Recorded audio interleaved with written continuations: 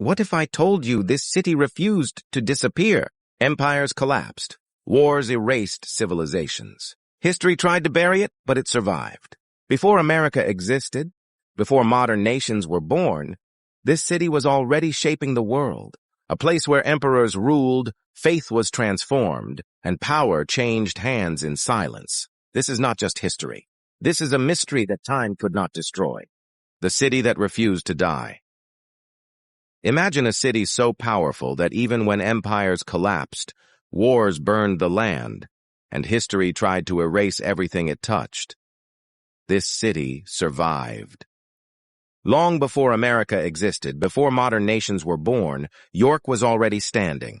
While most cities rise and fall once, York learned something rare: how to endure. More than 2,000 years ago, the Roman Empire arrived in Britain with iron discipline and unstoppable ambition. They built roads, forts, and cities designed to last forever. One of their greatest creations was a city they called Eboracum, modern-day York. This was not a small outpost or a forgotten settlement. It was a strategic command center at the edge of the known world, where Roman power met untamed territory. Roman legions marched through its streets. Generals planned campaigns behind its walls. Supplies flowed in from across the empire. Eboracum became the military heart of northern Britain, guarding Rome's control over the region. The city was designed with precision. Stone walls, defensive towers, straight roads, and massive fortresses. Rome didn't just build York to survive decades. They built it to last centuries. And then something extraordinary happened. In the year 306 AD, inside this distant Roman city, a man was declared emperor, Constantine the Great. This moment would change world history forever. Constantine later became the first Roman emperor to embrace Christianity, transforming a persecuted faith into the dominant religion of Europe. That decision reshaped laws, cultures, and civilizations for over 1,000 years, and it all began here in York. But Rome was not eternal. As the Roman Empire weakened, chaos spread. Legions withdrew, trade collapsed, cities across Europe were abandoned. Once great Roman settlements vanished, swallowed by time, forests, and ruin. History books are filled with the names of cities that never recovered from Rome's fall. York was supposed to be one of them, yet something different happened here. When Roman authority faded, York did not disappear. Its walls still stood, its roads still connected the land. Its location remained powerful. While other cities turned into ghosts, York remained alive, quieter, weaker, but unbroken. Instead of collapsing, York adapted. The city learned a crucial lesson early in its existence. Survival is not about strength alone. It is about transformation. York did not cling to Roman identity as the world changed. It waited, it absorbed, it evolved. The stones of Roman forts became the foundation for future kingdoms. The roads built by Rome guided the next generations of rulers. This ability to transition from empire to uncertainty became York's greatest weapon. Where other cities resisted change and died, York accepted it and endured. The fall of Rome was not the end of York's story. It was only the end of its first chapter. As darkness spread across Europe and history entered a new, uncertain age, York stood quietly in the background, not defeated, not destroyed, but ready. Ready for the next empire, ready for the next transformation, ready to survive again. This was only the beginning of a city that refused to die. After Rome fell, York rose again. When the Roman Empire finally collapsed in Britain, the world York knew ended almost overnight. Roman soldiers withdrew, imperial authority vanished, trade routes collapsed, and the protection that had kept cities alive for centuries disappeared. Across Britain, once great Roman towns were abandoned, swallowed by nature and erased from memory. Roads cracked, stone buildings collapsed, and law gave way to chaos. Historians would later call this era the Dark Ages, a time when order faded and survival became uncertain. York should have died with Rome, but it didn't. Instead of becoming ruins, York adapted. The people stayed. Roman walls were reused, Roman stones were repurposed, and the city quietly transformed rather than vanished. Anglo-Saxon settlers arrived not to conquer an empty place, but to inherit a living one. They renamed it Eoforwic, and York began a second life. this New York was different. It was no longer ruled by emperors or legions, but by kings, bishops, and belief. Christianity became the force that reshaped the city. Churches rose where Roman temples once stood, and monasteries became centers of learning in a world where knowledge was rapidly disappearing. While much of Europe lost access to books, education, and organized scholarship, York preserved it. Faith didn't just save souls here, it preserved memory. York became a beacon of stability in a fractured land. Its importance grew even more when kings recognized its strategic value. Control of York meant control of northern England. As the Kingdom of Northumbria rose, York became its spiritual and political heart. In 627 AD, a moment occurred that would reshape English history. King Edwin of Northumbria, a powerful pagan ruler, chose to convert to Christianity. His baptism took place in York, inside a small wooden church. One man's decision changed everything. When kings converted, kingdoms followed. Christianity spread rapidly across the north, and York became its center. That small wooden church would one day become York Minster, one of the most iconic cathedrals in the world. Over time, York's religious influence matched its political power. By the early 8th century, York was elevated to an archbishopric, placing it on equal footing with Canterbury. England now had two great religious capitals, and York was one of them. But York's influence went beyond religion. It became a center of learning when learning itself was rare. The most famous mind produced by the city was Alcuin of York, born and educated within its walls. Alcuin became one of the greatest scholars of medieval Europe. His reputation reached Charlemagne, ruler of the Frankish Empire, who invited Alcuin to lead educational reform across his vast territories. From York, ideas spread that shaped how Europe would read, write, think, and govern for centuries. In a time of darkness, York kept knowledge alive. This era proved something powerful. York no longer depended on armies to survive.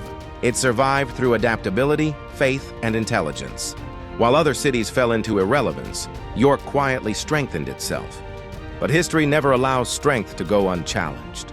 York's wealth, influence, and location made it a prize that others desired. As peace settled briefly over the land, new danger approached from across the sea. Warriors driven by ambition, hunger, and opportunity were sailing toward England. They did not come to negotiate or convert. They came to take.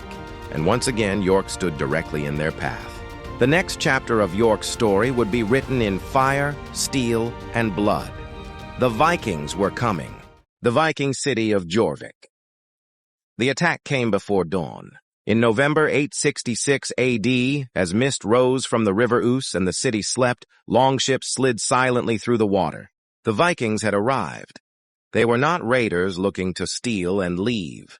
This was the great heathen army, a massive force of Danish and Norwegian warriors who had already torn through much of England. York, wealthy, powerful, and symbolic, was their prize. The city's defenses were strong, but surprise was stronger. By the time the Anglo-Saxon defenders realized what was happening, it was already too late. Street fighting erupted, chaos spread, and by nightfall, York had fallen. The Vikings renamed it Jorvik, and England would never be the same again. Unlike previous invaders, the Vikings did not destroy York. They transformed it. Jorvik became one of the most important Viking cities in the entire Norse world. This was no temporary occupation. Viking families settled here. Children were born here. Traders, craftsmen, and merchants arrived from across Scandinavia and Ireland. Jorvik became a thriving international city, connected by sea routes to Dublin, Iceland, and beyond. Archaeology would later reveal just how advanced Viking York was. In the 1970s, excavations at Coppergate uncovered streets frozen in time. Leather shoes, wooden tools, combs, jewelry, even seeds from Viking gardens survived underground for 1,000 years.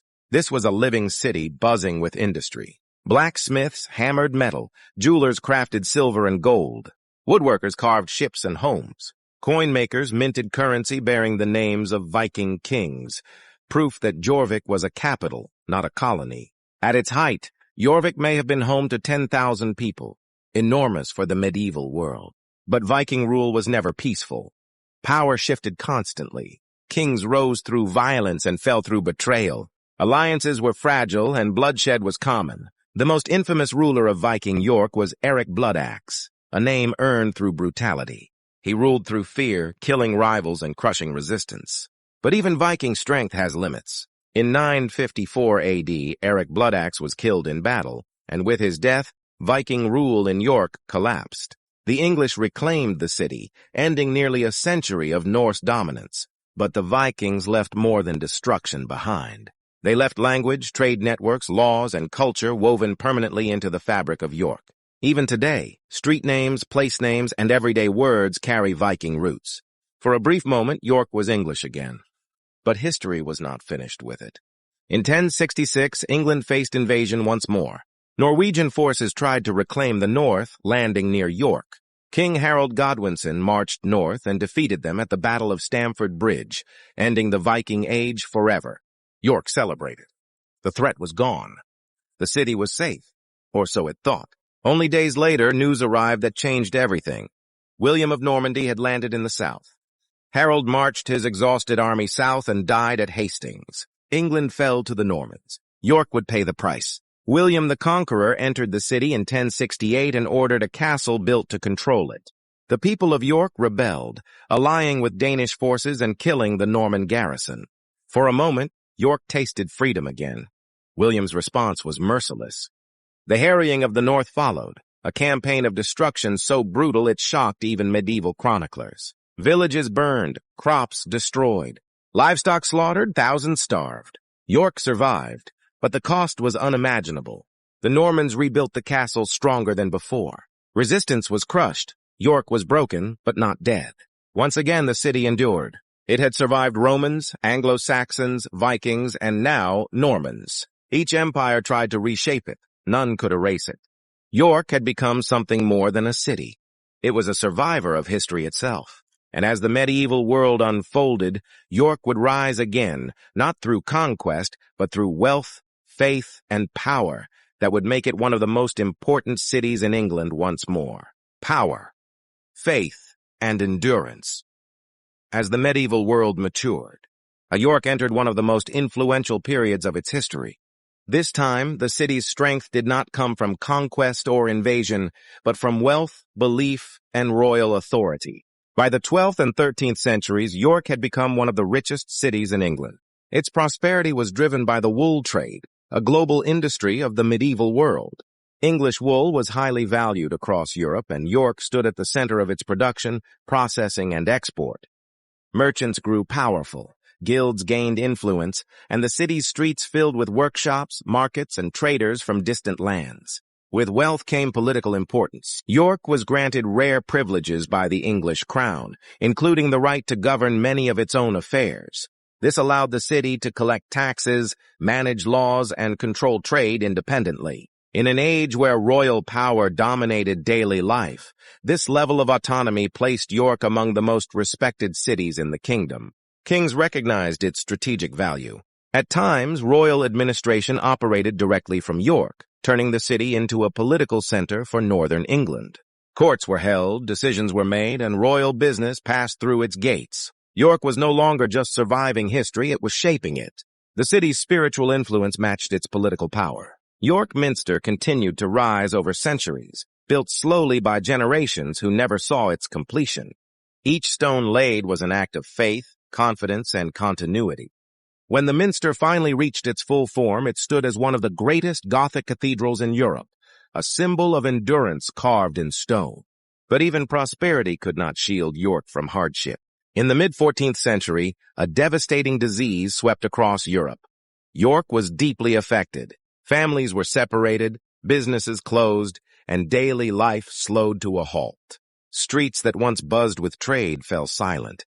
Yet once again, the city endured. Those who remained rebuilt, markets reopened, crafts returned. York recovered, not quickly but steadily. The ability to rebuild after loss became part of its identity. Political tension soon followed. England entered a long period of internal conflict as rival noble families competed for control of the throne. York was closely tied to these struggles, lending its name, loyalty, and support to powerful rulers. When leadership favored the north, York flourished. When authority shifted elsewhere, the city adapted. One ruler in particular left a strong impression on York. Richard III was viewed in the north as a protector and patron. He granted privileges, strengthened local authority, and showed rare attention to the region. When his reign ended, York felt the loss deeply. A new dynasty rose, and the balance of power shifted south. York's political influence declined, but the city endured once more. The 16th century brought religious transformation. Long-standing institutions were restructured, monasteries were dissolved, and communities were forced to adjust to new beliefs and systems. York experienced cultural loss, but it also demonstrated resilience. Faith continued in new forms. Families preserved traditions quietly, and the city adapted to a changing spiritual landscape. These changes reshaped daily life, but they did not erase York's identity. By the end of the medieval era, York had faced wealth and poverty, power and loss, unity and division. It had survived economic upheaval, disease, political struggle, and religious transformation. The city no longer relied on walls or armies for survival. Its strength came from adaptability, memory, and continuity. As England moved toward the modern age, York stood ready once again, carrying centuries of experience into a future that would test it in new and unexpected ways.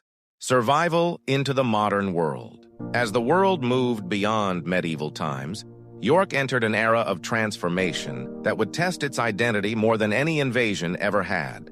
The rise of industry, technology, and centralized power shifted influence away from ancient cities toward rapidly expanding industrial centers. While cities like Manchester and Birmingham grew into industrial giants, York faced a critical challenge: adapt or fade into historical memory.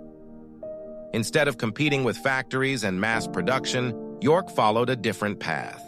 It preserved its past while cautiously embracing the future. This decision would define its modern identity. During the 18th and 19th centuries, York remained an important regional center. Though it never became a major industrial powerhouse, it benefited from improved transportation networks. Railways connected York to London and other major cities, transforming it into a hub for travel, trade, and communication. The railway industry brought new jobs and stability, while maintaining the city's historic character. York's streets now carried both medieval echoes and modern movement. Two world wars reshaped the city in profound ways. Though York avoided the widespread destruction seen in larger industrial targets, the impact of global conflict was deeply felt. Families were separated, industries shifted to support national efforts, and daily life changed under wartime conditions. The city adapted once again, contributing resources, labor, and resilience without losing its cultural foundation. When peace returned, York emerged with its historic center largely intact, a rare achievement among European cities. In the post-war period, York faced a new challenge: modernization without erasure. Many historic cities across Europe were reshaped by concrete expansion and rapid development. York resisted this trend. Careful planning protected its ancient walls, streets, and landmarks. Instead of demolishing the past, the city restored it. Tourism became a key pillar of the economy. Visitors arrived not to see factories, but to walk through centuries of history preserved in stone, wood, and memory. Museums, universities, and cultural institutions expanded York's influence beyond commerce. Education and research turned the city into a center of learning. History was no longer something York survived. It became something York taught to the world. Students from across the globe arrived to study its past, architecture, and traditions, strengthening its international relevance. In the digital age, York continued to evolve. Technology, creative industries, and modern businesses found space alongside medieval streets. The city proved that progress and preservation could coexist. Local communities embraced innovation while protecting identity.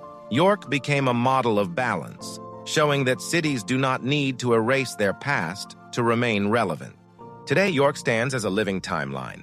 Roman foundations support medieval streets. Gothic towers rise above modern life. Each era remains visible, layered rather than replaced. York's greatest achievement is not conquest or dominance, but survival through wisdom. It adapted when needed, resisted when necessary, and remembered always. York's story is not just about one city. It reflects the journey of civilization itself.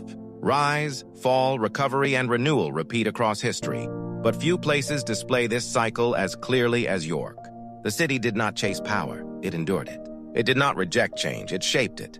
As the future unfolds, York remains steady, carrying nearly 2,000 years of human experience forward. A city that never stopped becoming itself. This city didn't survive by chance. It survived by adapting, by remembering, and by refusing to disappear. And the truth is, its story is not finished. Every stone still holds a secret. Every shadow hides another chapter waiting to be revealed. If history fascinates you, stay with this channel, because the past still controls the present, and the next story may change how you see the world.